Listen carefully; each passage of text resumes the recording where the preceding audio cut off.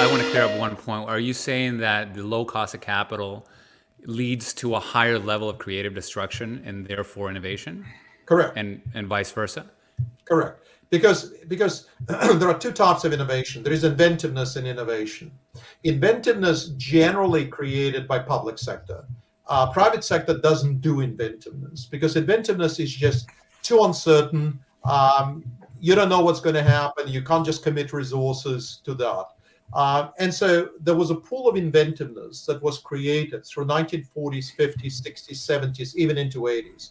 That pool actually is getting depleted. That's part of the reason everybody's discussing now that we need to invest more in the basic R&D and fundamental R&D than what we've been doing for the last 3 decades. But innovation is what the corporate sector does, what the private sector does. They're basically taking whatever was proven to be right in science, and then what they're doing, they're developing products out of it. And so the lower your cost of capital, the more any idea will be tried. And so 20 years ago, a company A might have had 3 or 4 competitors. Today, they might wake up every day. There will be some other new competitor coming in and trying to pinch part of the business. And so to me, the magic formula is really cost of capital. The lower cost of capital, the more it propagates, the faster it disrupts. And not Is to that a mention bad thing? the Sorry, Richard. Is that a bad thing? This is where No, it's not. It's not necessarily a bad thing. All I'm saying is that if you think from a societal perspective, people only move at a certain speed. After all, we only have maybe 70, 80 years of our life. After the age of 40, arguably, we can't change anymore. Whatever the answer is, societies only move at a certain speed.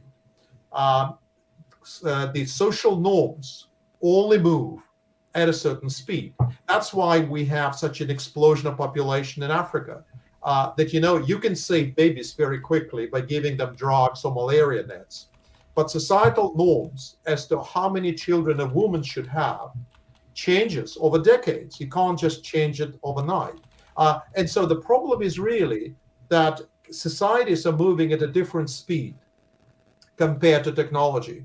And because it's moving at different speeds, you have a difference between Ohio and New York or Silicon Valley, between London and Birmingham, between Sydney and Brisbane or Queensland or whatever. You have those people within the country move at different speeds, and then the countries move at a different speed as well. Think of the First World War. Up until 1870s, France was really ahead of Germany. But then by 1910s, they realized, oh my God, Germany have chemical industry, pharmaceutical industry. They've got a car industry. We don't have anything like that. And so countries move at a different speed. And so what it does, it generates tensions within the country and between the countries. And that is a problem. And that's how I think, should think of it. How do you resolve it? How do you slow down the pace of change? And if you don't want to slow down the pace of change, how do you create systems that actually reduces the societal and geopolitical pressures? Yeah, I think that's a key point. It's not that the acceleration of innovation and invention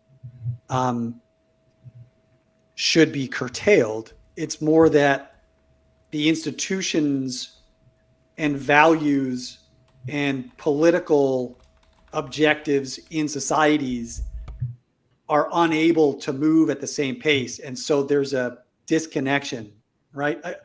I really like this passage that I took out of the book. Financialization will aggregate technology-induced inequalities until either there is coordinated global action to redirect excess capital to uses that people prioritize, or societies will be at risk of total disintegration. That's right.